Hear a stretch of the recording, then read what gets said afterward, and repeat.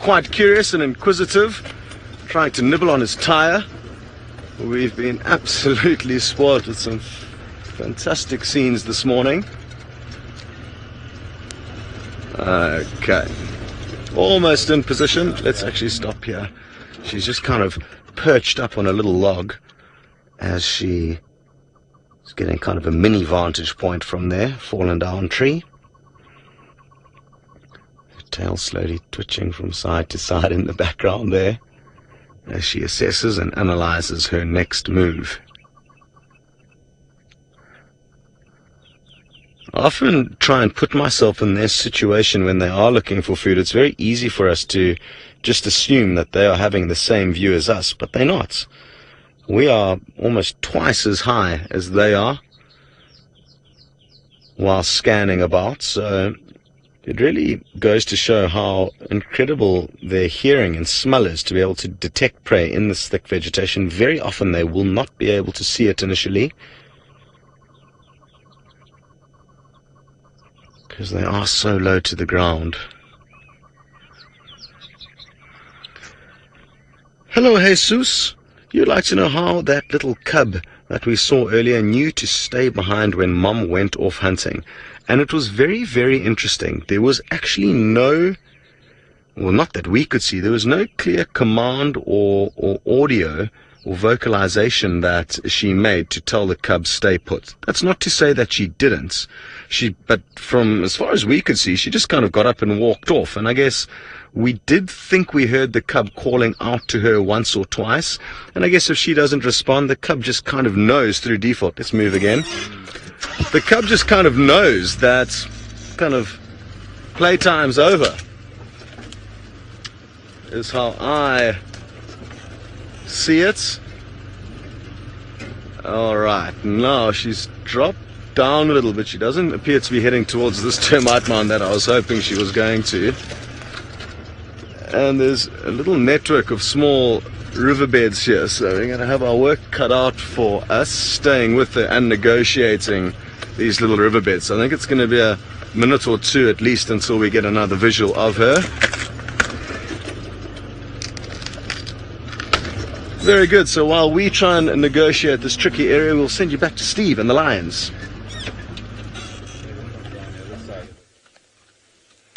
And we are back here. Nothing much has changed, apart from the hyena starting to move around, and one decided to come a little bit closer, but didn't want to get anywhere near that territorial marking that Amber Eyes had done, and now they seems slowly, apart from the two that are lying down there. Oh, there's one sitting up. Two have moved off north from where we are. Not interested anymore in trying to claim this. Oh, there we go, a little bit of interaction.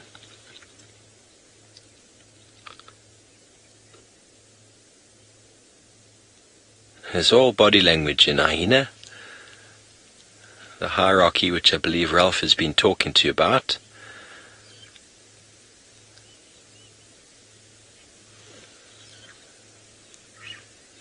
I wonder, we really would like some interaction here.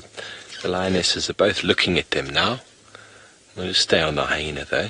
Amber Eyes is a little bit droopy, but the other lioness is a little bit more interested. But the hyenas are quite far away. There almost seems to be like an invisible line now, drawn in the sand from where Amber Eyes did her territorial marking, that the hyenas are not going to cross. But let's see this one. It's coming directly towards that line. Let's see if it invokes any form of a reaction. No. Not in the mood. There were 5 and now there are only 3. She's up. I think she's moving to the shade with the little cub. We spoke before, as VM told me, that Amber Eyes doesn't like little cubs too much. The cub came to give her a little bit of love and she growled at it. It wasn't very aggressive, but it was just like a cantankerous old lady who doesn't like children. Probably would have behaved. But on Twitter there seems to be lots of comments about this cub and how skinny it is. And yes, it does seem quite skinny. It is quite early for it to really be eating a lot of meat. And it's in my opinion, this cub is moving a lot with the adults. I don't think it is actually at the right age to be moving around too much. It should still be in a little litter with 2 or 3 other cubs and housed somewhere where mom comes back regularly to feed them. So I think this cub is actually moving a lot more than it used to or should be for an individual of its size. And we got a very clear visual just now, and it's definitely a female. I know there's a couple pictures on Twitter that weren't very clear to me, but got very good visual under the tail. Looks like a young female, but lions are resilient, and yes, it does look a bit skinny right now, but it's got no more competition with regards to it. Seemingly, I haven't seen this pride with more than one cub of this age since I've been here, so I don't know if the others are still around, but it doesn't seem like it from what I'm seeing here. But then also it is trying to compete in this pride where there's a whole lot of sub-adults that are much bigger and a little bit too rough perhaps for this youngster. And I was with these lions in Sandy Patch last week or the week before. He was definitely taking a little bit of a beating from the more dominant larger cubs or sub-adults.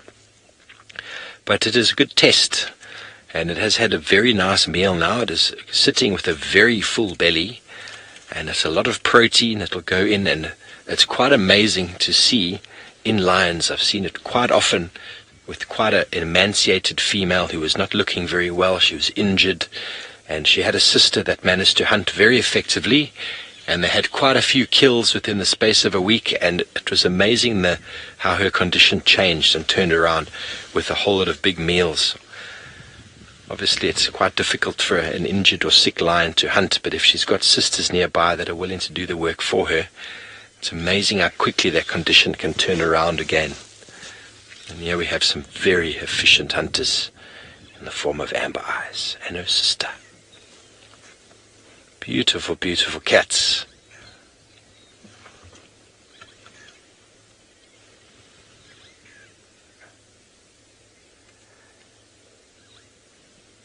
Vespa Martini, I believe you are a new viewer. Well, there we have got a young Battalier eagle, which is generally the first raptor to find a kill. It is able to fly early in the morning.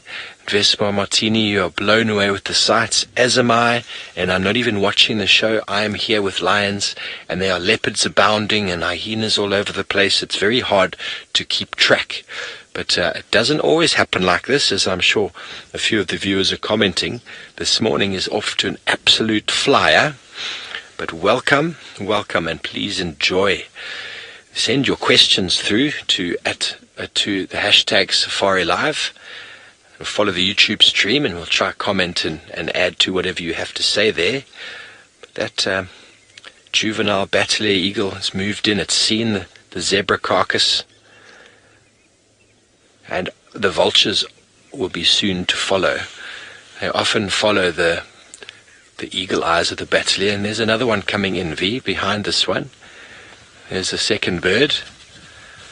Can you see that one in the sky? I wonder what that is.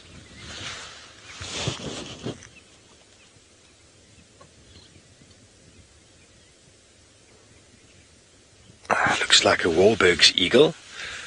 Not as much of a scavenger as the other birds, but the beautiful flight pattern. You can see it's just starting to get a little bit of thermals. You can see it's still having to flap its wings. It's really cool now. The sun is only starting to break through the cloud. Oh, there we go. Look at that. He's caught something on the wing. Or was that scratching? Okay. Thanks, VM. VM corrected me. It looked like it was having a bit of a chin scratch. But it's not uncommon to see Wahlbergs catching all sorts of insects and things on the wing. But you can see how it's sort of soaring there and gliding a bit, and then from time to time flapping. It's quite a light eagle. Doesn't need as much thermal currents as your larger birds do, and that's what's limiting the vultures from moving around at this time of day. It's very energy costing to fly. Now, if you can't get any thermals, you can't get any air currents, it costs a lot of energy for them to fly.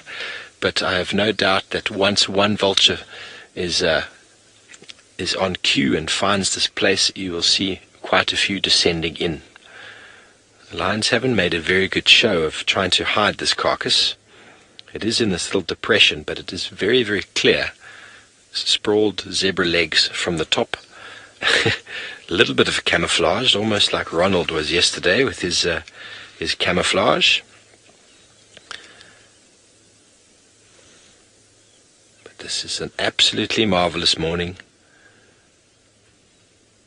And you can see the cub now if you go in on MV. On her, you can see that belly is quite distended. And you can see the lack of genitals behind. Nice big belly, that's a big meal of protein. It'll do that cub a world of good.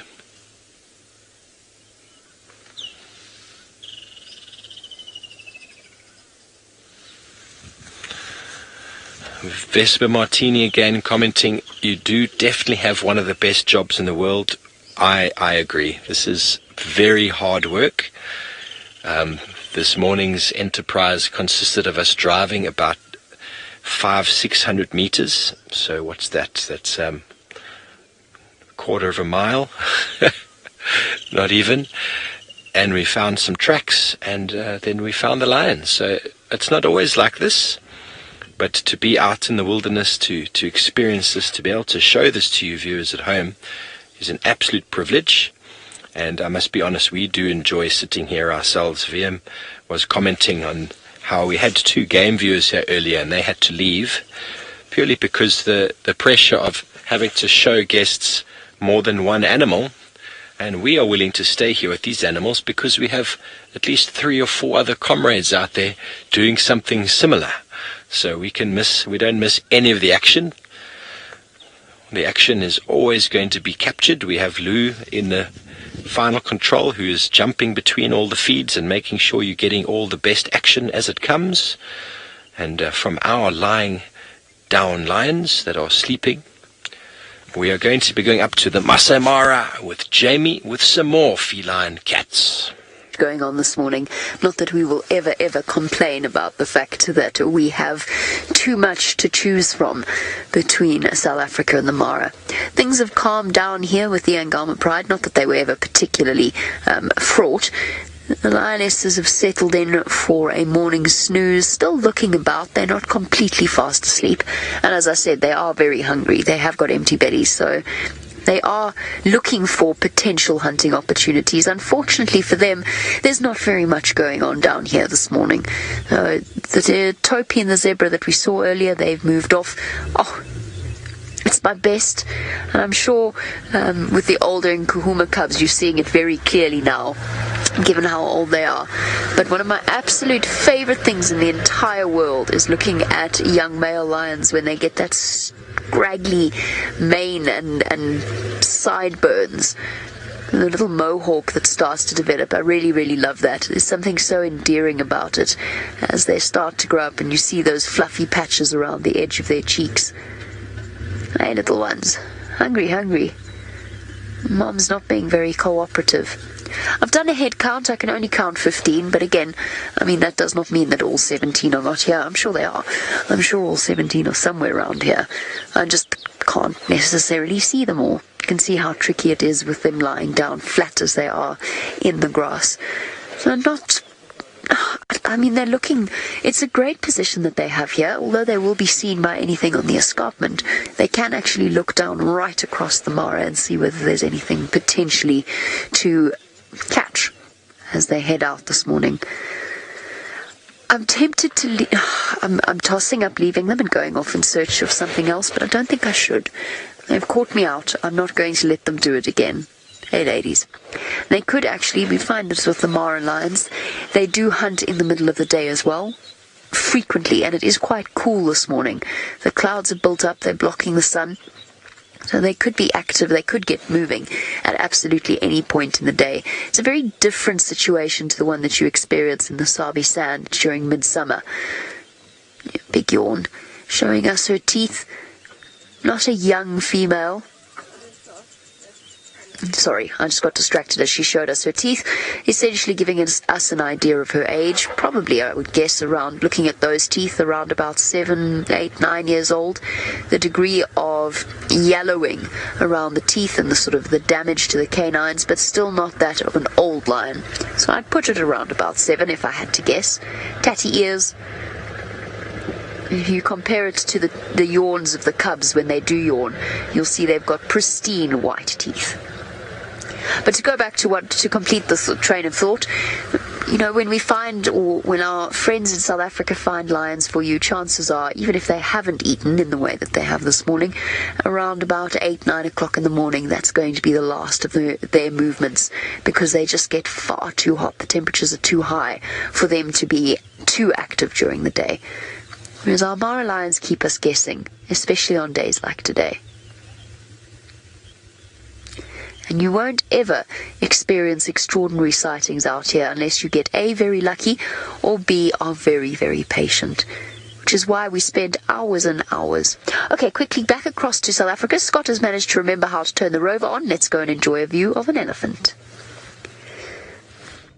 Yes, we have got the rover on. Not too sure why that time code thing is on the screen, but forgive us for that.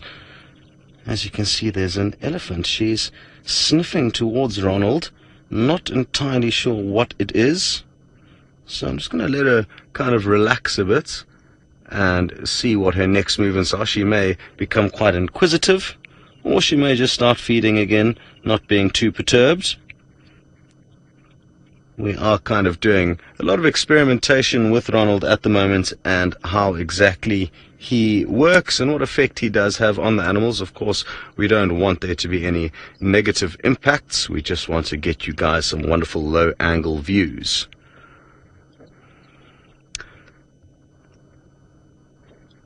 But it didn't work out quite as well as I was hoping for it to there. We're going to have lots of kind of missed or failed opportunities, I think, with Ronald. It's high risk, high reward regarding getting a decent shot. He's not the most nimble of machines, and also being at such a low angle and having the camera completely fixed, we've got no way of altering the view, really. Well, we're quite limited. Sadly, as I'm sure a lot of you have gathered, we lost Thandi. Forgot to mention that. We were trying to negotiate a few little riverbeds, and in doing so we lost sight of her, and we're not too sure whether she lay down or changed direction, but she gave us the slip. Not too bothered though, because we did have the most incredible morning with her and her cub, so I guess we would be greedy to want anything more than that. Okay, now I've noticed that there is another elephant that still needs to cross the road, so I'm going to keep sending Ronald further down in that direction, and hopefully we'll be able to catch this next young Ellie as it approaches. Come on, Ron. That's Ron at full speed, everyone. He's in 5th gear, foot flat. I think we may just get lucky. I think the timing is going to be okay. If that elephant stops to nibble on 1 or 2 more branches, then we will get lucky. Oh, I don't think we're going to make it. Ronald! I think it would be better for us to employ a tortoise with a camera on its back. It would move faster than Ronald is moving at the moment. Okay, let's catch up with him. Pick Ronald up. Give him a bit of a pep talk about his speed. And continue enjoying what has been the most incredible morning, not just here in the Sabi Sands, but like Jamie said earlier, also up in the Mara. Sometimes all the stars simply align and we get the most drove past Ronald there. The most incredible safaris. To be fair, Ronald is carrying quite a lot of cargo in there. It doesn't look very big, but it's extremely heavy. The whole kind of undercarriage over here is filled with batteries. And I think it's just the batteries alone weigh about 6 pounds. So quite a heavy load of cargo he's transporting at tortoise speeds. Wonderful. We're going to try and get you guys into another good position with these ellies, and while we do so, we'll send you across to Noel. Hello everyone. So after we finished up talking about that sickle bush with you, we heard elephants and we've been racing over to the other side of the property, and we've come up here in this really beautiful little vista with this little view. So we've crested a bit and now we're just waiting to hear them again. They were going and running around a little bit. So it took us about 10 minutes or so to get here. Probably did just about a kilometer, maybe just under. But they've gone a little bit quiet. So what we're going to do now is, because we've crested, we can't hear them anymore. Our wind is still blowing from here. We're going to start heading back down into the valley this way and see if we can pick them up. Sorry, I thought I just heard something there. Now, it's possible that they were just talking to each other. There was a little infighting. I got very hopeful that maybe they'd run into those lions that we were looking for. Because when elephants see lions, then it's... They get very vocal about it. But as I'm saying this, I don't see an elephant, but I do see a bit of bone. So I think let's head on over there and see what kind of bone this is. Possibly from lions themselves, making a kill. And now it would be very old. It's quite bleached from the sun. So nothing new, nothing as fresh as what Steve has. But still going to be very interesting. Keeping my eye out for our elephants, for just in case. It's a buffalo kill. Now I would hazard a guess that this kill is probably from when we had the drought a year or so ago. And you can actually see, so this is the skull. This is super interesting. This is the skull. So we talk a lot about horns, the difference between horns and antlers. So buffaloes have horns. This is the bony protrusion, right? So the bony protrusion goes in, and then there's the keratin sheath around it, and you can see where most of the keratin sheath, the horn would have come up like this, has been eaten, especially the outside. This part's still left in, and it's connected just up in here. Now, the rest of our crime scene is quite scattered, so I would imagine that the hyenas got at this a little bit. We have the lower jaw bones over here. Now, these lower jaw bones, you can see the teeth and how worn down the teeth are. Very, very square. Notice no teeth in front, just at the back. So they're pulling off, and then they chew and grind at the back here. Very typical of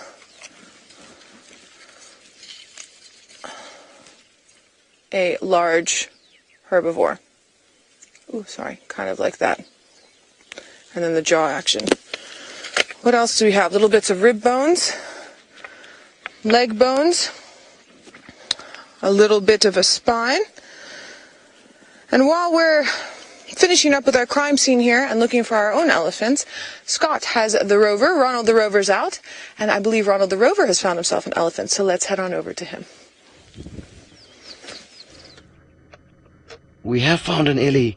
I just needed to surge forward a little bit there, and then one more or two more SWAT adjustments, and we should be able to get some great views of it. As you can see, the grass is quite long, which is making life a bit tricky for Ronald to negotiate with. And what I'm hoping is that the rest of the herd will come past this marula tree. We're at the base of a marula tree. That's the big tree that you can see that the elephant's standing below. And it does appear to be a male marula, so I don't think this elephant is looking for any fruits below this tree, but simply some grass, and there you can see it feeding on the grass.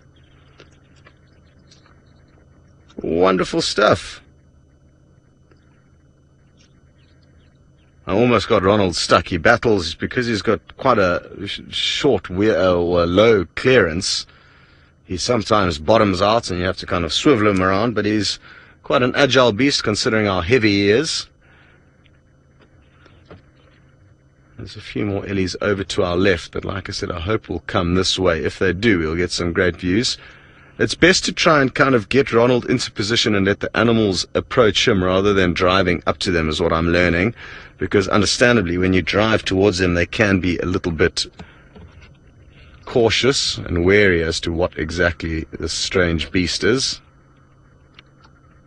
It's funny how such a large animal can pay attention to such a small device.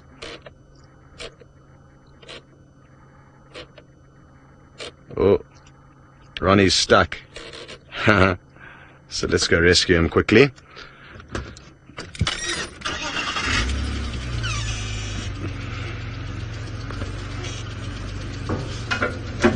It's heating up incredibly quickly now that the sun's managing to penetrate through the clouds.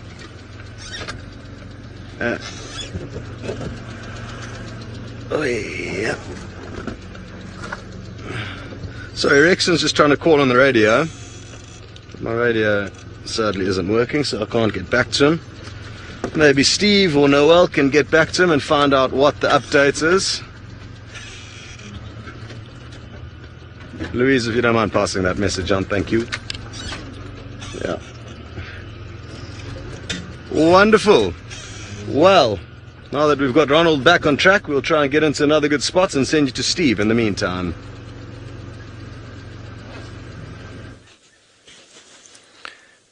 Good morning once again, and our lions are very relaxed.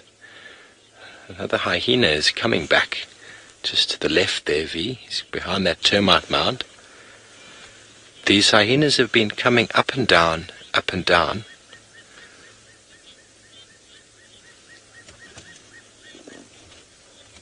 Look at this beautiful cat. Look at those eyes, folks. She's coming to say hello. Not quite sure why she's walking directly towards us. She's going to use us for shade. What do you want? It's unbelievable how big she is, folks. When you are this close to a fully grown female lion, it is enormous. It is enormous. And those eyes are they're deep and they are frightening. When they look directly at you, they're very penetrating and piercing. And the real state of courage in Africa for a man is to stand tall and face a lion in its eyes without backing down. And I've done it before. It is frightening. What is she doing, Vian? She's coming to say hello. Just having a little wander past the car. Maybe she's going to prefer this little shady spot right here. There we go. That's better. Right behind us. There you can see the hyenas are moving off again. Don't quite know what they've been doing. They were up and down, up and down. Maybe they've been going to the pan to drink and come back again. Now that third one is finally up. I think maybe they finished. They're done hanging around hoping for some scraps. Via made the comment that they did all look pretty full. But hyenas are gluttons and will eat whatever they can. There we go, lying down in the shade there. That's what's happening. We've got a bit of a Mexican standoff here. Amber Eyes can't help herself. She has to look at them, her mortal enemies. If any of you have seen that documentary, Eternal Enemies, it is quite a powerful documentary on the interactions between lions and hyenas. I believe that was done up in the Masai Mara or somewhere where it's very, very open. The lions down here seem to be the number one in charge, because these hyenas are making absolutely no effort to instigate or come any closer.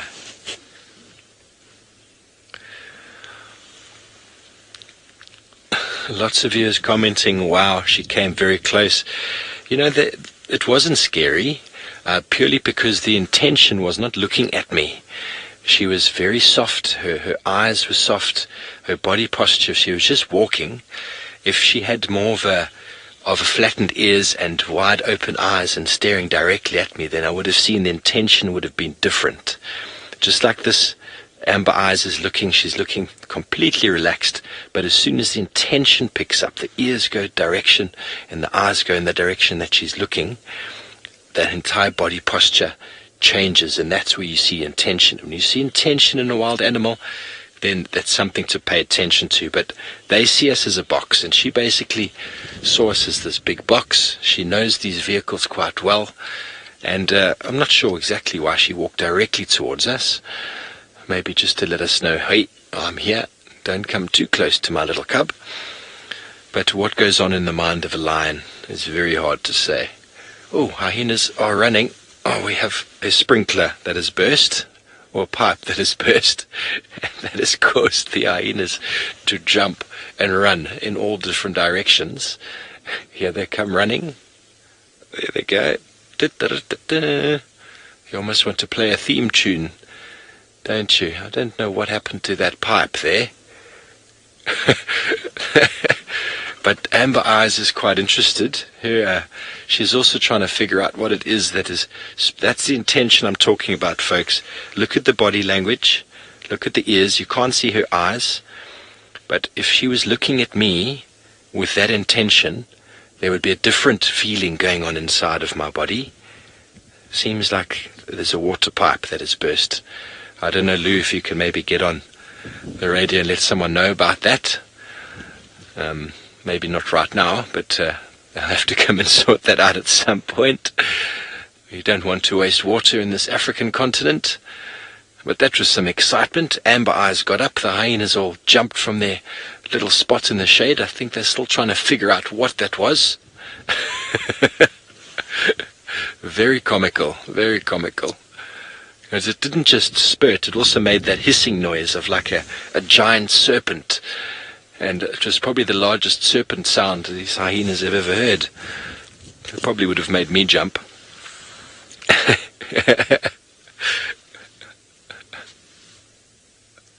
So from a point of view of these lions and hyenas, it would be lovely to see some interaction between them. Nice to see them get up and move. I know it's not ideal to have them jumping up because of some man-made thing, but from our lions and our hyenas up to Hyena Ralph in the Mara.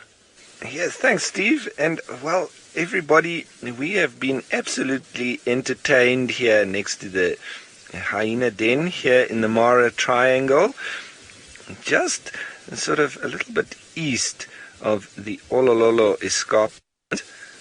In the plains, it's quite a difficult spot to find if you don't know exactly where it is, because it very much looks the same in this area. Lots of grass with the odd dotted tree, but these little youngsters have been full of energy, doing all sorts of things, fighting over sticks, and then just now one of them was a little bit sick, so it regurgitated a little bit, but immediately all the youngsters ran over and were very curious about what it had regurgitated, and they all had a little lick on it, and then they were all trying to roll in it, and then the one that was sick again, and immediately dominated its own sick and rolled in it, and it was quite entertaining.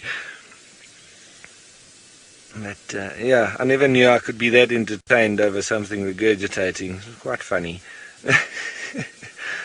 But they're going down the hole, they're coming back out, they're fighting over sticks, they're grooming a little bit. The one is full of mud. They've been over at the vehicle trying to chew my tires and having a look at almost pulling the mud off the mud flaps as well. And so there's been all sorts going on. You almost don't know where to look because there's so many of them and so much happening that I almost don't know what to do next. And there's a couple moving around the adults now who are really trying to get a good sleep. Now, Raffaele, you want to know when is the dry season here? Well, Raffaele, is pretty much now. So the months of January, February, a little bit drier because you normally get some small rains in like the October, November, December period. January, February, normally a little bit drier, and then the big rains are coming after February. Then after those big rains, then it is a little bit dry again. But remember here, we are so close to the equator that it is quite wet all year round. So it's not really a dry season, it's a drier season, but it's still quite wet. You will see quite a bit of mud, and it has been quite wet and the roads have also been very slippery and slidey, and Jamie getting stuck yesterday. I've been getting stuck all over the place as well. Not a problem with that. I love getting stuck and getting full of mud. That's always fun. But the little youngsters have also been slipping and sliding around in the mud. And I'm sure down in the den there's probably a bit of a pool of water down there, but I would imagine that there's a little bit of a raised area where the youngsters sort of climb up to. Otherwise they'd be getting pretty sodden every time it rains. And this morning when they all came out, and they were all rather dry, apart from one or two of them who maybe just didn't mind lying in the mud. But everybody, this is a wonderful little sighting, but while we stay here and keep watching these youngsters, let's head you on over to Jamie, I think, who's got lions on the move.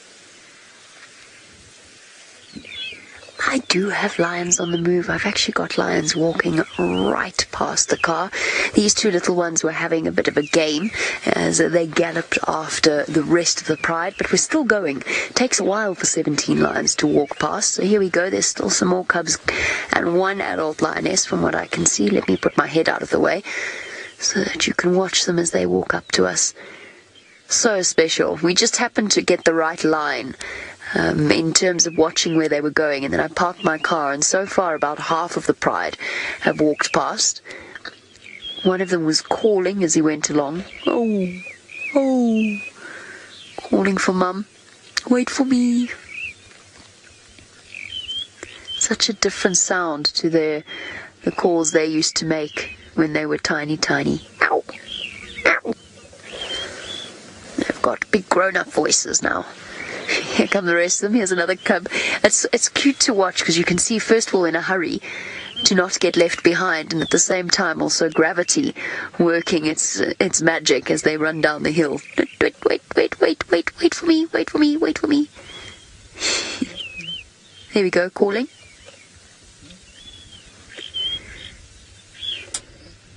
Funny sounds. They sound like little burps, actually. And here come more. Oh, no, actually no more coming. The other two are just staying there.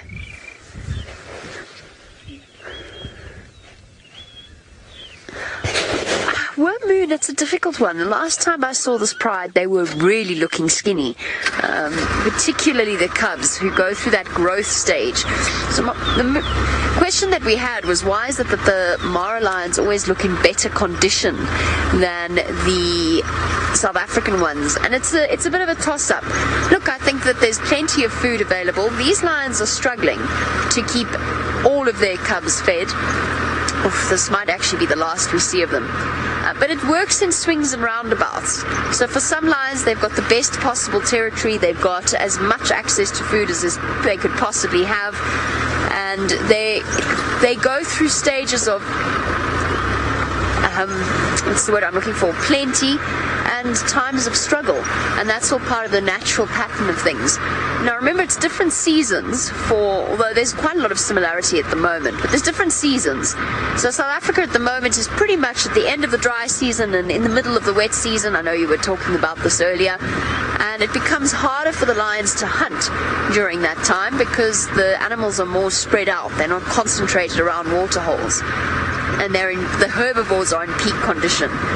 Now for these lions, they are, of course, of a different genetic stock, so you'll find that they look slightly different, but at the same time they're also facing challenges of the green season. The grass is long, which is great for hiding them, but actually quite noisy, and it's also very good at hiding prey as well. So there's not much available for them to eat.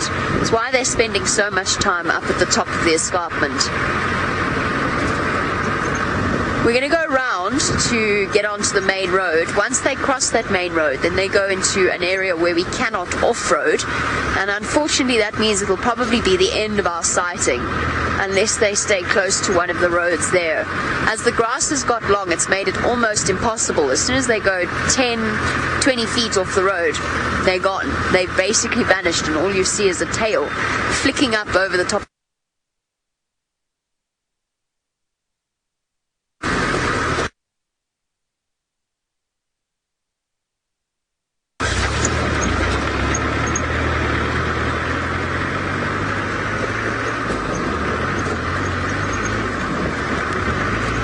course, what they'll do now, just because, is they'll stop.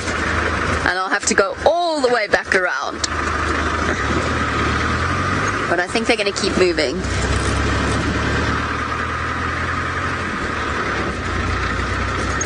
Bill, you want to know if the open area in the Mara means that the lions are that much bigger here? I don't think they are that much bigger, to be honest. There's a huge amount of competition, both for the lions. There's a high concentration of lions in the Mara, and of course, generally speaking, it's competition that horses go hand in hand. Honestly, I don't think the lions in the Mara are that much bigger. I don't know if it's because of the open spaces that they seem that much bigger. I'm not quite sure why it is, but a lot of people have observed that they seem to be bulkier than the lions we see in South Africa. But remember that area that the Djuma crew drive around in is very close to the highest concentration of lions in the world. So there's still plenty of competition there, and I think if you've got the Nkuhumas and the Angama Pride next to each other, I think you'd find they're pretty similar in size. It's just difficult to get a perspective out here. We've often spoken about how the lions look bulkier here, but I don't think they actually are. Where'd they go? Guys? Oh no. I can only see... I can't even see them there. I can just see the back of a lion walking through the grass. Now Lou says she thinks the lions here are taller but less bulky. Let's have a look, Martin. I can just see her on the right of those two trees. All you'll see is her movement. I'll try and help to guide you.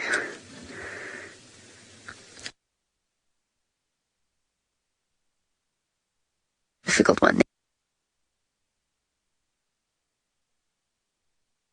Where the rest of them went. I think they might have gone flat in the grass.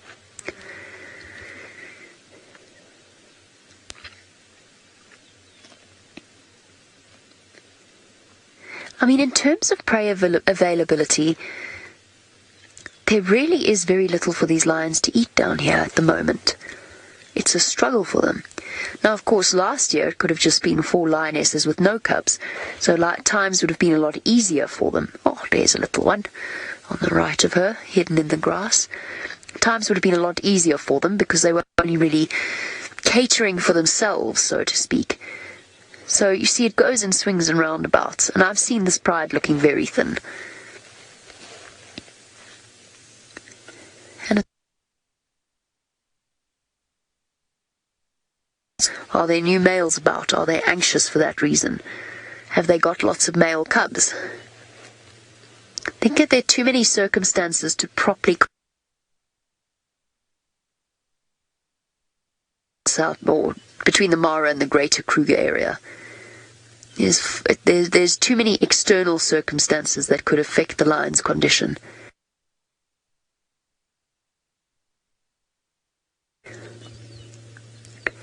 But that's like a scene. I watched The Ghost in the Darkness recently. And I will finish that thought once we've fought off the gremlins. Off we go across to South Africa to join Noelle on foot, where hopefully she's not walking through grass this long.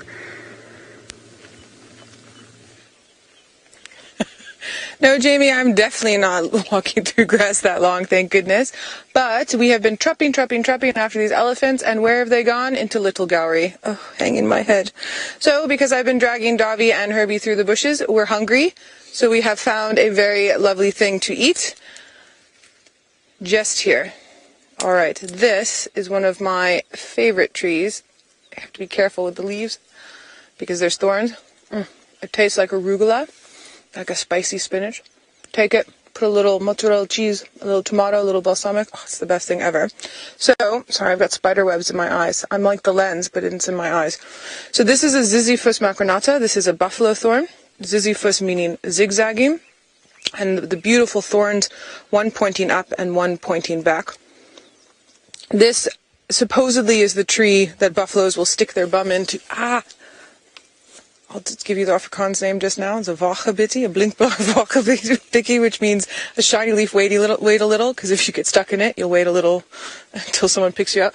So the buffaloes stick their bums in, like this, supposedly, and their horns will stick out like this, and then they can fight off lions. I've never actually seen them do it with this particular tree, but I've seen them do it with other acacia trees. So, if you need a snack, or if you're lost in the bush, good tree. Now, as we're standing here, looking at this tree, Dobby and I noticed something over here. I'm curious to know if any of you know what did this. This is an incredible example. Can we see here? All the way up. Really, really chowed in, and then only a little bit on the side here. Lou's saying she might know what animal did this. Now this animal comes, and he digs into the soil to get down to the root bits. This is all the juicy bits here. And then he uses his very long top front teeth and bottom front teeth and starts chowing in. No, it's not a beaver. We don't have any beavers here, but their teeth are very similar to a beaver's teeth. And usually what you find is you're just going to find bits like this, or you're going to find, if we go to this root over here, just a little bit of chewing here. This particular specimen really, really, really was either very hungry or just this was the juiciest tree that it's ever found.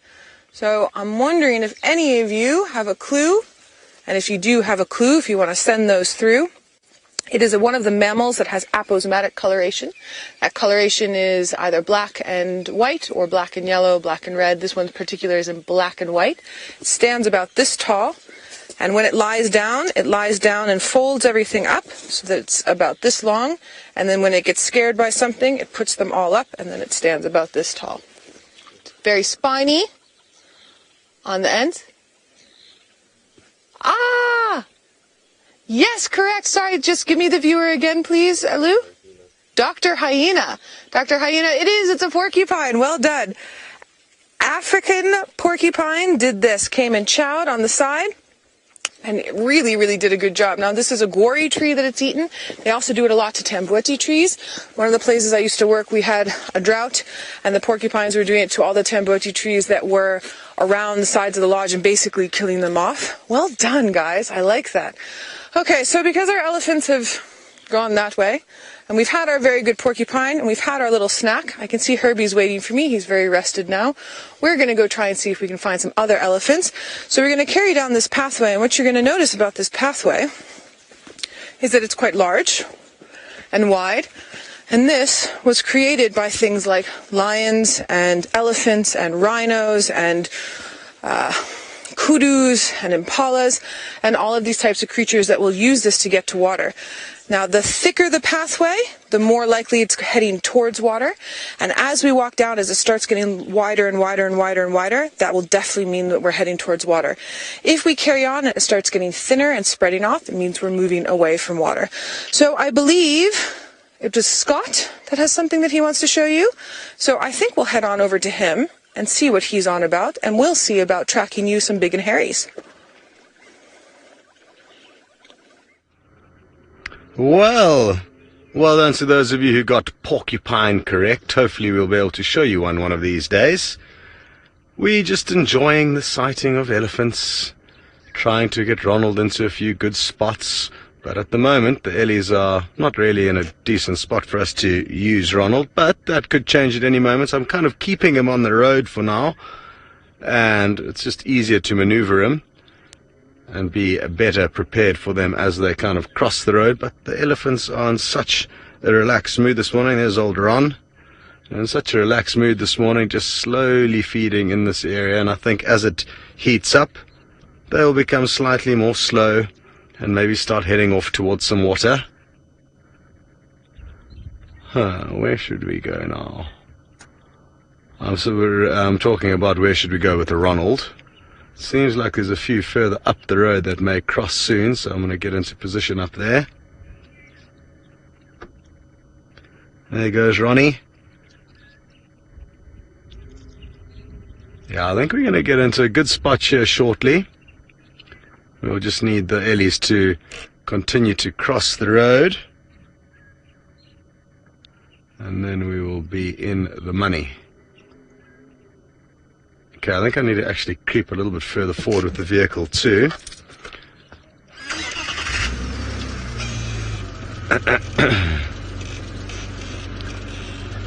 So we're hoping also by staying in this area we may hear some alarm calls or some kind of signs that may help lead us back to Thandi, a female leopard that we spent a large part of this morning with, mainly with her cub, which was a wonderful, wonderful scene.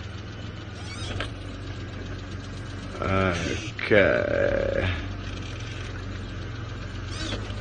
Ronald's about to get some game time, I think. I just need to scoot him forward a little bit. There's a large amount of elephants that are making their way from right to left. But it may be overheating. I'm told there was a temperature warning sign that just popped up. But hopefully we will make it. Okay, good. Well, it seems like Ronald's in a decent spot now, and he's not overheating, and we can enjoy watching these ellies cross the road. Now, what I'm interested to see is whether or not any young elephants become quite inquisitive. Ooh, are we in luck? Is this the young elephant that's going to inquisitively come up and check her on? Let's see what happens. No, straight across the road. See what happens if we get a bit closer. Ooh, it looks like this youngster may be in luck. Oh no, it blacked out. Come on, Ronnie. There we go. Back in action.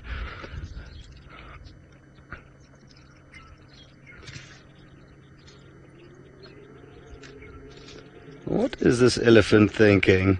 You can see it sniffing, trying to work out what on earth is going on with this funny little bush that's approaching it.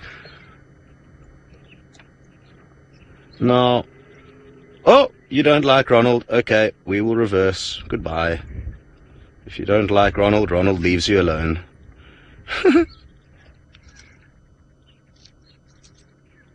Just a slow retreat. If we retreated too quickly, that little calf may think it's got the upper hand. Ah, Manu. I'm guessing it's Manu the cameraman. If it's not, I'm going to pretend you are. And Manu, great to hear that you are watching. And, ooh, hello. It's not the cam up Manu, it's another Manu. I was thinking that possibly you were suggesting that you are wanting to get ready for some off-roading up in Kenya, but you're just suggesting off-roading in general. Yeah, poor old Ron, he's not the best off-road. But he's a soldier, he never gives up. It's just that he's got quite a low clearance, which makes his off-roading skills not very good. But the good news is this is the first version of Ronald that was put together by our technical wizards, and I think we're going to learn a lot from version 1 and therefore be able to make some improvements as we go forward. Just going to skedaddle a little bit further up the road and see what happens.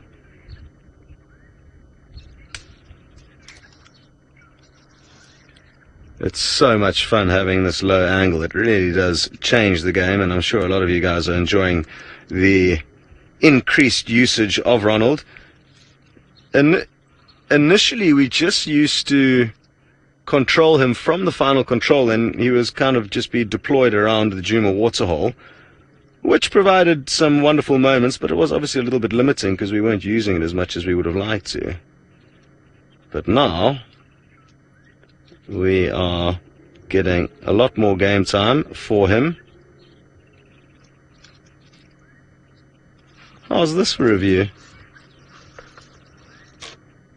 Hello.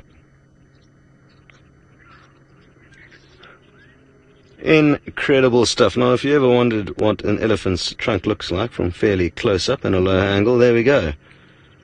Twirling it around the grass and then plucking it up. Epic stuff.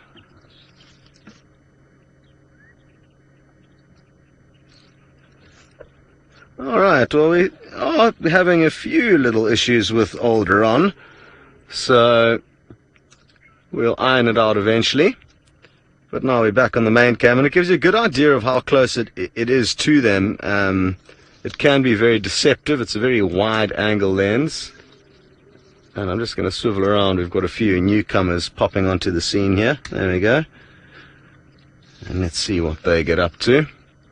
we're in a very good position here because there's elephants all around Ron, and it just means we don't have to move him very much. We can just do very slight movements, which they can here. He's got quite a powerful little engine, so they do hear the movements, but as long as they're kind of short and sweet, they don't really get too perturbed by it.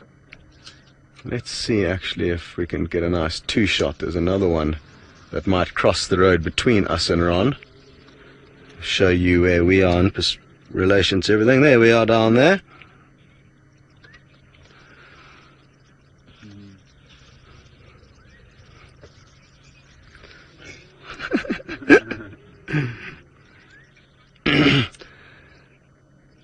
So James, you would like to know if there are any other animals that I would like to try and capture with old Ronald, because a lot of animals, wild dogs, leopards, lions, have already been documented with them. Hyenas would be a good one. I think deploying it into kills would also be useful, where we can see animals chewing on their carcasses. A scene of, a whole flock of vultures descending on a kill with Ronald right there would be absolutely mind-boggling. So that would be something quite nice. Sorry, Seb. So that would be something quite nice to experience. I haven't thought too much about it, James. I'm just kind of taking whatever opportunities present themselves to us. See if we can get you a bit closer with old Ron.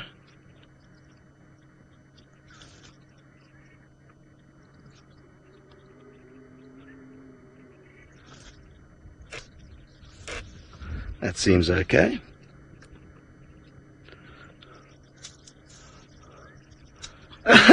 Now I'm told there's a lot of you that are hoping that Ronald, excuse me, doesn't get squashed by, or knocked over by an elephant.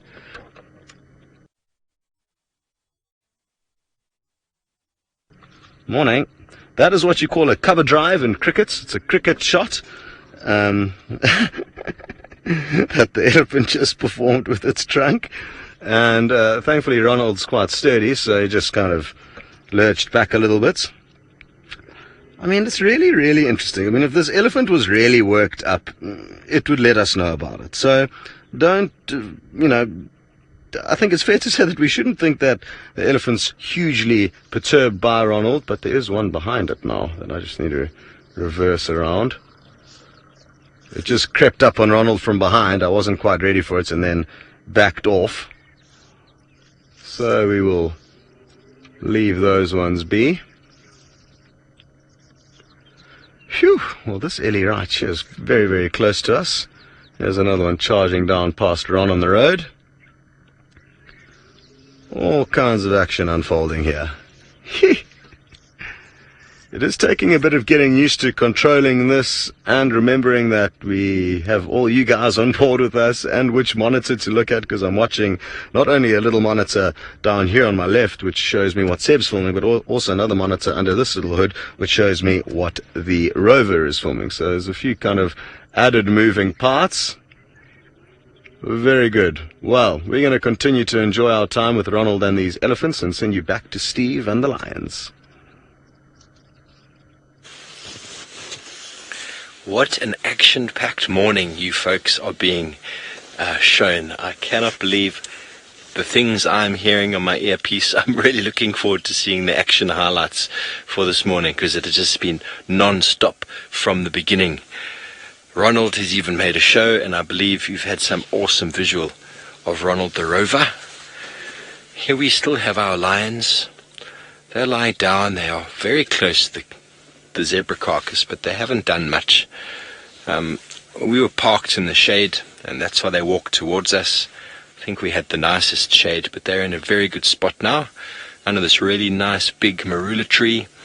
Herbie was just here yesterday giving you a whole lot of insight into this area, into some indigenous knowledge. And she's flat again. You know that they're at that uncomfortable stage, the lions, where their bellies are full and they don't quite know how to lie. And so it's a constant moving battle between this side and that side, and maybe a little bit more of an incline or a decline. But I can tell you for a fact they are nowhere near as full as lions can be. Generally, when you look at lions, if they've had a lot of competition with the feeding, their bellies are so distended that it is taller or higher than the shoulder blade when it's lying down. And these bellies aren't that distended. So they've still got a lot of feeding to go. But because of the lack of competition between them and other lions on the kill, they haven't felt the need to gorge themselves to the extent I've seen before. The little cub is quite full, and look at him, her, oh hello. Who wants to go scratch that little chin? Very tempting, very tempting. It's very cute. It's very cute. It was sitting very close to Mum before, but I think because it's so full, it was uncomfortably warm, and it just moved away and slumped down in the grass, and it's finding it very difficult to find a comfortable position to lie. The burst pipe seems to be under control. I think they might have turned it off at the mains, but that's the pipe, I believe, from where it's sitting, that runs from one of the staff houses down towards Vuyatela Dam or towards Djuma Pan. So I'm thinking that's all it was. Don't think it's a train smash. It's just maybe an antelope stood on it at some point, or his pipes aren't the strongest of pipes, and just a hoof or maybe a bit too much sun. Eventually over time they degrade and they break. Oh, and we have some very brave squirrels that have been calling constantly since we arrived. There's a typical bounding of the squirrel. So fast. So fast. They haven't dared come too close to the lions, but there's a large mammal versus the small mammal. I don't think lions would do very well catching a squirrel. I've seen leopards catching squirrels before, but I don't think the squirrels would brave it and come too close.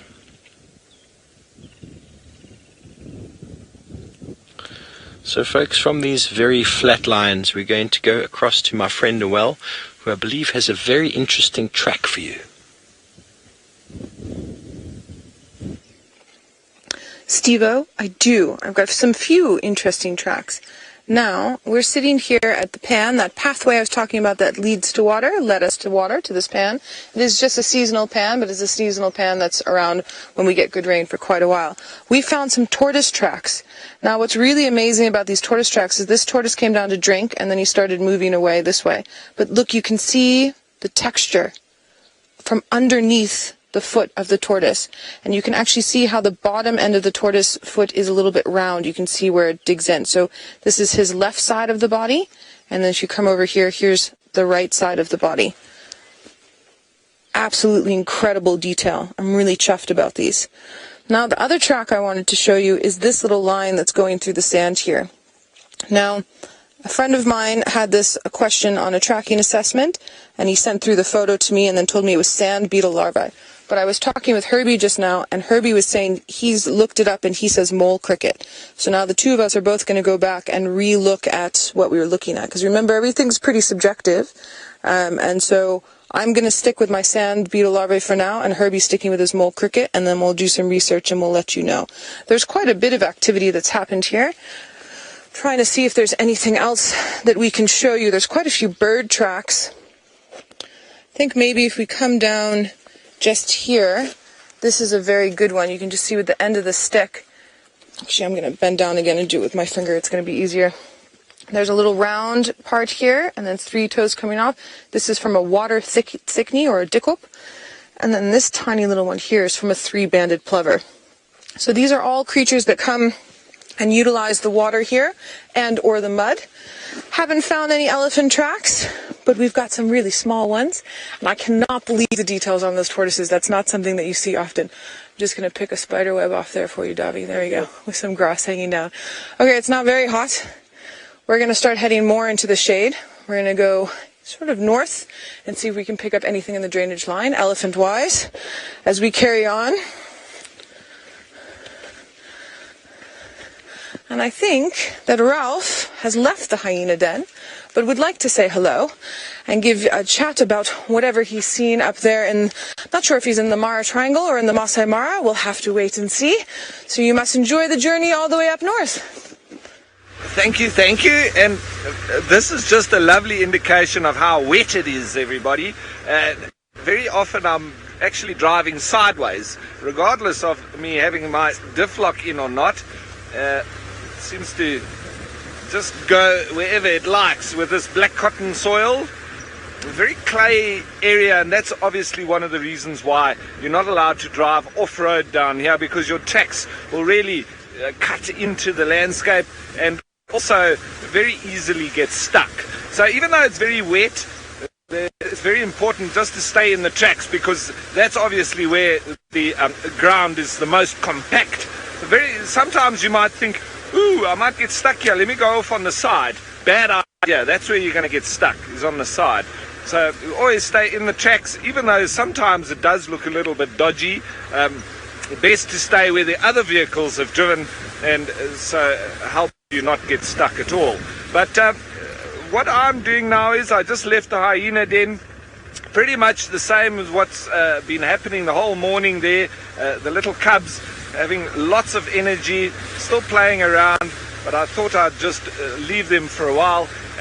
We got some lovely footage of them, and they even came up and tried to... Thanks for all your comments. I know it looks like I'm working hard to get the Marshmallow Queen badge back, but this is what I love doing. I love testing the vehicle out, and if we get stuck, well, that'll be some fun getting unstuck, and that's the best part of it. Getting full of mud, getting nice and wet, testing out the vehicle, testing the recovery gear, testing all the emergency procedures, etc. We've got to go through these protocols, and so I've been testing them quite nicely recently. But there we go. See, staying in the tracks is always the best option, and it also just stops a million different tracks from starting. So we do try and encourage all the guides, instead of everybody making a new track, just stick in the same track, and it eliminates firstly a lot of erosion, also unsightly tracks all over the place, and it makes it more compact for the next person coming through. And I say, and sometimes it's quite fun when you're driving sideways. But I'm making my way now towards the Mara River, and I might pop in and see how the weaver birds are getting along with their building of their nests. There was one male in particular that was quite heavily at work on a new nest, so I want to see how far he's got. He's probably finished it already. That's how fast they work. Maybe he's finished it, and maybe he's got a female there already, and maybe he's started a new nest. So while I make my way over towards the weavers, let's and hopefully not getting stuck, but if I get stuck, well, so be it. But in the meantime, let's send you on over to Jamie, and hopefully she's staying unstuck. I am staying unstuck, of course, currently holding the title of Marshmallow Queen. I think being stuck in the mud or driving in the mud appeals to the inner child in most of us.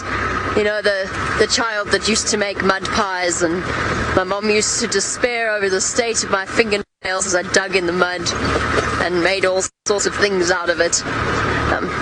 It's quite an enjoyable process.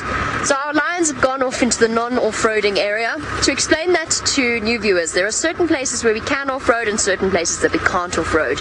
Obviously, where we can off-road, we do it with as much sensitivity as we possibly can.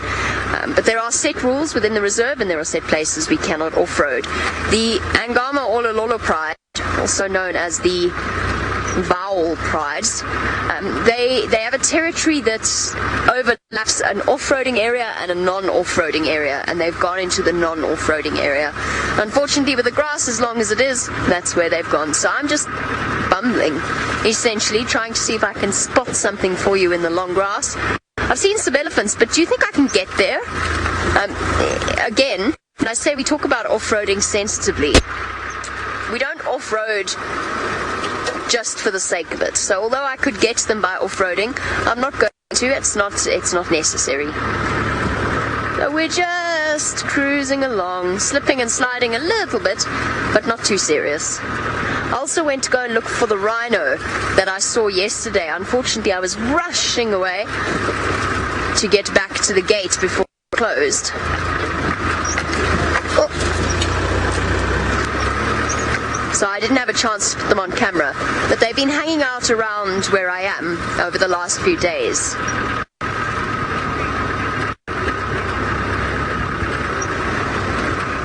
Little Owl Hoot! Hey, that's one of the best names. I love that. Little Owl Hoot. Little Owl Hoot wants to know, if we weren't a safari guide, what would our profession be? For myself, I'd probably be a vet. Although the reason I didn't go into it in the first place, let's have a look at these waffled lapwings while I chat about this, and let me duck my head out of Martin's way. So, the reason I didn't become a vet in the first place, although it's what I wanted to do from when I was very little, is because I'm actually decidedly allergic to most animals. I think I probably could have done it in hindsight, but at the time it seemed to be an insurmountable obstacle, especially because a lot of the universities accept you if you're allergic to animals. There's the male on the right with his very defined wattle, and the female on the left. Hard to imagine now, all these years of guiding, not being a safari guide. I certainly know that whatever I would be doing, I would be working out here in the wilderness. Not necessarily in the Masai Mara, or possibly in the Masai Mara, I don't know. Life takes funny paths in the way that it leads you, and I couldn't be happier for the opportunities that I've had. Very, very few people in the world get to spend all night in the Mara looking at things, following animals. It's a special experience, and a learning curve. Where'd the male go? Did he vanish? He has. Gives you an idea of just... Oh, there he is. He's... Okay, well, I'm going to take one of life's funny paths. Hopefully it's not too muddy and I don't get stuck in it, but if I do, that's all part of life's twists and turns. Let's head across to Scotty D to find out what he would be if he was not a safari guide.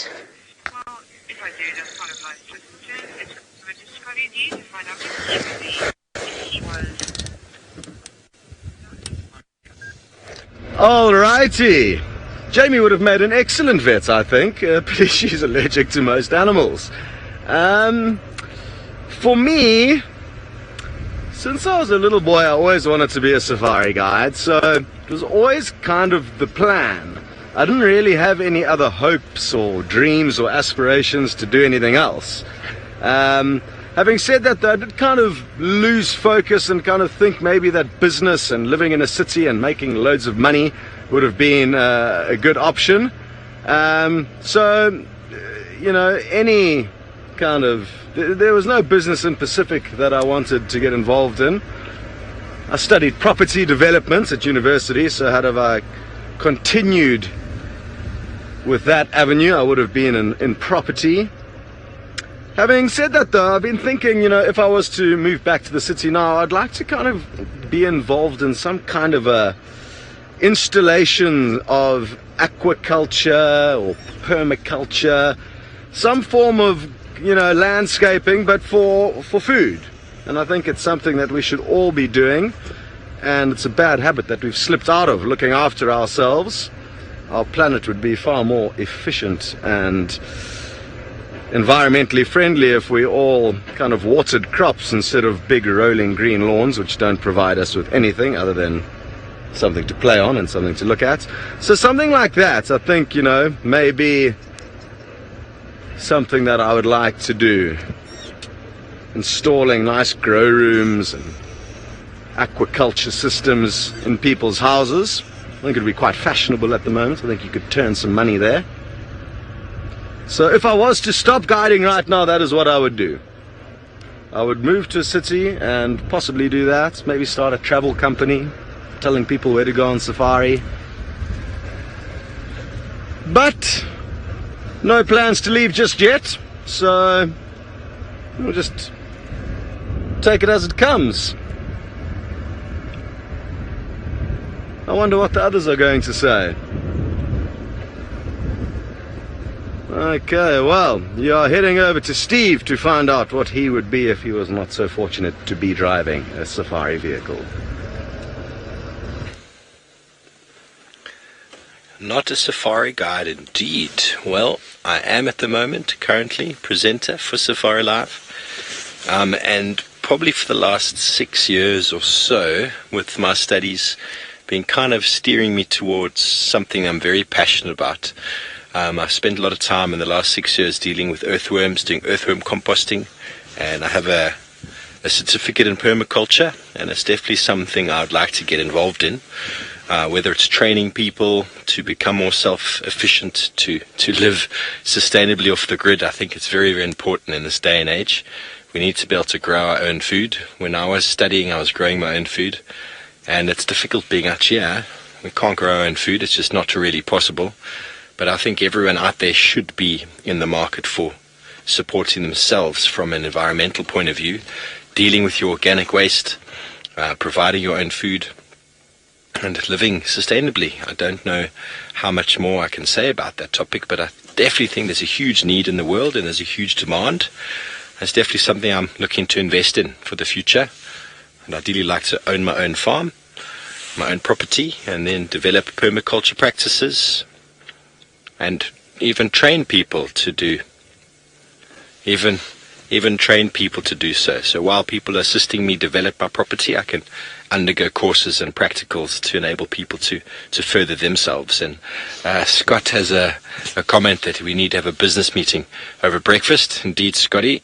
I know Scott just got back the day before yesterday, so we haven't actually spent too much time together, but these are things that are obviously both on our mind and we'd like to chat about. And from a future point of view, I think there's no better option than having a farm and your own piece of land where you can grow and sustain yourself. So that's where I would be.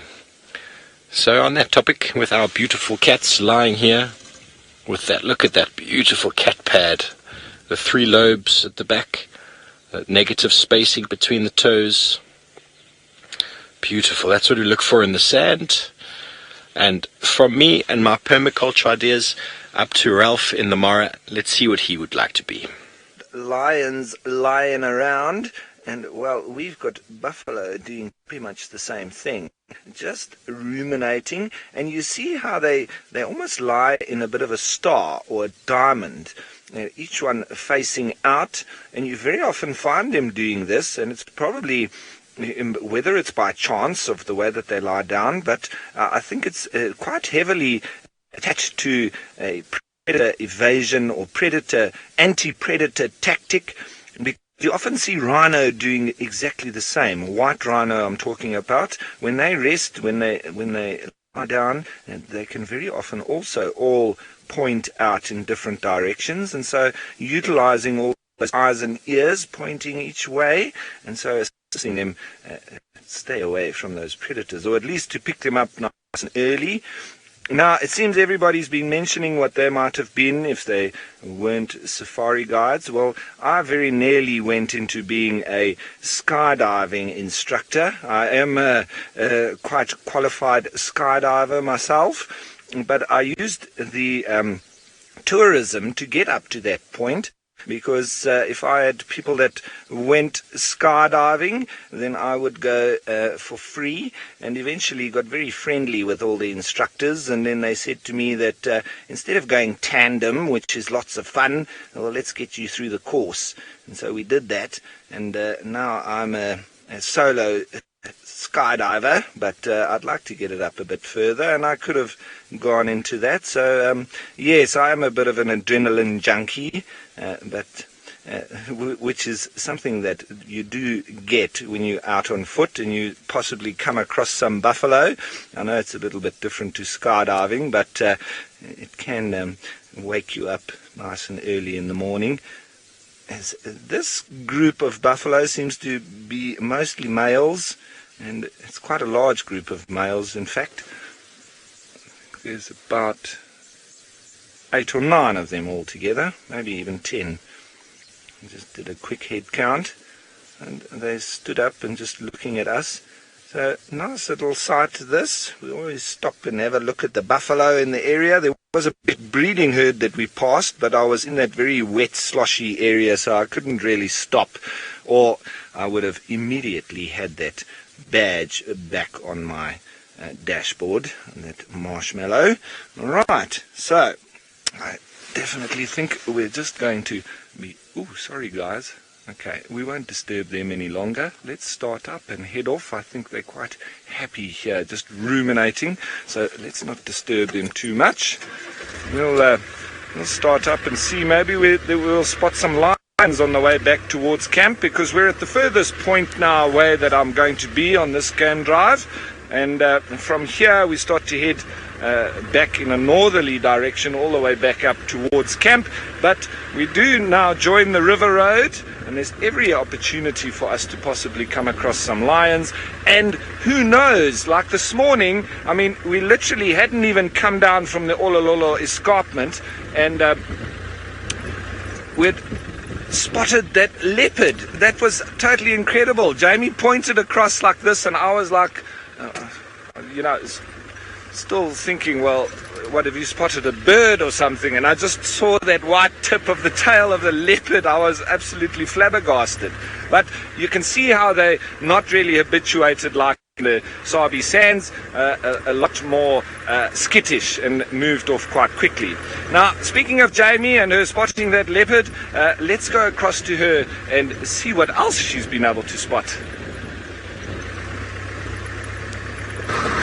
Apart from the lions, I haven't been able to spot much else, but I'm happy. There's nothing like starting out one's morning with a surprise leopard sighting. It was the impala who gave it away, actually. She was staring off, not alarm calling, but staring intently. And it's amazing just how much you can find out here by just observing the little nuances in the changes of behavior of the various animals that we see. And the more you see them and the more you spend time with them, the more instinctive that reaction is. You don't really think about it. You see an impala looking and you look. And the other thing that amazed me was in that half light, that gloom of the morning, the grey, flat dawn. It was impressive to see just how that leopard disappeared, even though it was walking right out in the open. I could so easily, without that impala, I could so easily have driven past it. And I can't guarantee anything, of course, because it's a wild animal, but I hope we get to spend more time with that leopard, and hopefully I don't think we'll be able to fully habituate it to the extent that most of the leopards in the sands are, but it would be really nice to get to spend a bit more time with it. It wasn't that skittish. Every time we stopped and switched off and sat quietly, it stopped and looked at us. Oh, it's definitely something that could bode well for the future. I've actually come through to this area just to look for it one last time. I doubt we'll see it though. I think it's probably an animal accustomed to moving about solely at night, because its if it's the leopard, I think it is, its territory is around a lot of human habitation and human camps. And obviously leopards like to keep themselves a secret and hidden away. It was lovely though. It was a really lovely surprise. And it was Martin's first leopard in years, apparently, so extra exciting that I was able to share that with him. Okay, we're going to head on home. The smell of breakfast is calling us. Let's go back across to Noel in South Africa to find out how she plans on spending the last few minutes of her sunrise safari. Jamie, enjoy your brekkies. I have yogurt and fresh fruit calling. I can feel it. Now, to answer your question about what would I do if I wasn't a safari guide, I was actually thinking about it. I couldn't imagine my life not doing what I do. I happily fell into this, and it's kismet. I couldn't imagine anything else. Although I was in hospitality for a long time, so if I hadn't gone into this, I probably would be a bartender on the beach somewhere. I don't know. I don't know. If I'd carried on with my degree, I might have stuck with anthropology and maybe be still writing grants for nonprofits. But if I had to choose now to go and do something different, probably go into research or into teaching. That's probably what I do. I asked Herbie what he would do if he had never done any tracking and guiding. He says he would have been an electrician or a mechanical engineer. That's what he would have done. I asked him if he would be a doctor. He said he tried now, but a mechanical engineer or an electrician. So we never ended up finding our elephants. Unfortunately, we've come over to the beautiful watering hole in front of Djuma, and it's hot, but there's nothing really about. So I think they're just going to take their time and and see what happens maybe a little bit later, maybe tonight on Sunrise Safari. I'm super chuffed with everything that you all saw today. Sorry we couldn't get any big and hairies on foot, but we'll definitely try again. So I think while we are busy meandering our way toward our fresh fruit and yogurt, Ralph has a secretary bird that he would like to show you, something I haven't seen in a long time. So let's head on up to my friend Ralph and see what he wants to tell you all about. Sorry about that, everybody. I just tried to reposition quickly because these secretary birds were just walking a little bit off behind us. But they're very relaxed with our presence. We've got a pair of them here, and they're on the hunt. They're walking around looking for anything that moves. And when they spot it, they literally curl their toes up and they punch it with a fist. And after they've done that and subdued it, and then they eat it. So let's see if we can spot him doing exactly that. He's got it as he goes behind a topi. Let's just see. Oh, the other one has nailed something just in front of this. The other one, I think that one's the female. This is the male here in front, I think. This one has been a little bit more active. See, he's got his head closer to the ground. He's really hungry. Watch that. There's a punch. And what was that? Ooh, looks like a little lizard. And lovely with the crest now coming and showing up nicely there. So, secretary bird. Oh, another punch there. Oh, really on the hunt, eh? So, secretary bird be called because it looks like it's wearing leggings, and a very pretty looking bird, as you might find a secretary might be. And there's no discriminating against secretary. Ooh, there's a little bit of behavior between the topi and the secretary bird. Maybe he doesn't like that he's killing lizards. Okay, buddy. We're vegetarians around here. In French, they call it a serpentaire, which is merely the snake hunter, which they very often do as well. So they'll eat lizards and insects and even snakes if they get them. They'll also punch the snakes to death. You see there? Lots of punching going on. Quite ruthless in their hunting habits. Secretary bird weaving in and out between the topi.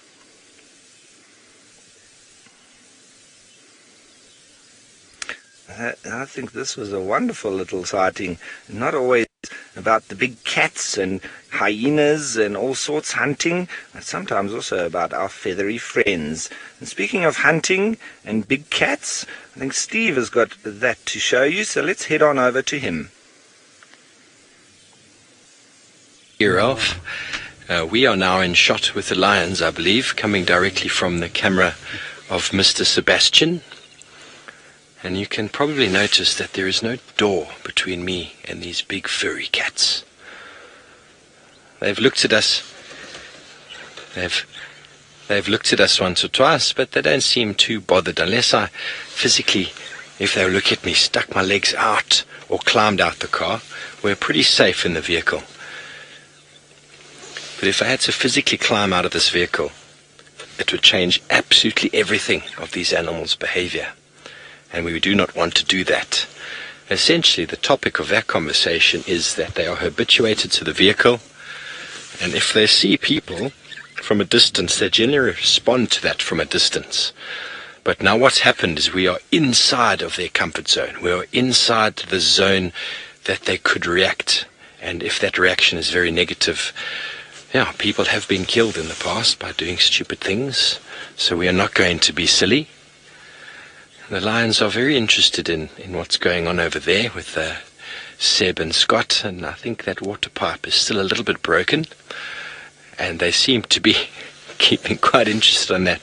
But folks, from us this morning, it has been a wonderful action-packed broadcast from everybody here in Djuma and in the Masai Mara. Thank you so much for your comments and your questions, and we look forward to seeing you this afternoon. Good afternoon. Goodbye.